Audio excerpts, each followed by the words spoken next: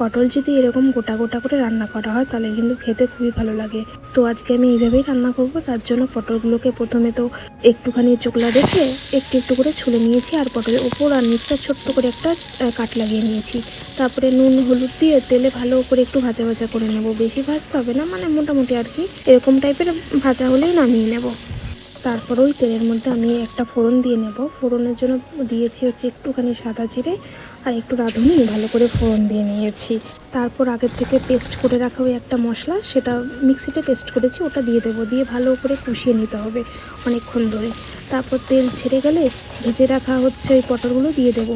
দিয়ে ভালো করে পটলের সাথে মশলাটাকে ভালো করে কষিয়ে নেব। কষিয়ে ভালো করে নেড়েছে তারপরে একটুখানি জল দেবো। বেশি জল দেবো না, যেহেতু এটা একটু মানে গা মাখা টাইপের, তাই জন্য অল্প জল দেবো যাতে পটলটা সেদ্ধ হয়ে যায়, সেমন টাইপের জল দেবো। আর নামানোর কিছুক্ষণ আগে সর্ষে পোস্ত দিয়ে আর কাঁচা লঙ্কা দিয়ে একটা মিক্সিতে পেস্ট করে রেখেছিলাম, সেটা দেবো। আর সর্ষে দিয়ে তো বেশিক্ষণ জাল দেওয়া যায় না, তেতো হয়ে যাবে, ওর জন্য একবার ফুটে আসলে নামিয়ে নেবো। ব্যাস হয়ে গেছে আজকে আমার পটলের ঝাল। আমাকে ফলো করে পাশে থাকবেন। আবার দেখা হবে নতুন একটা ঘরোয়া রান্না নিয়ে। ততক্ষণ ভালো থাকুন, সুস্থ থাকুন।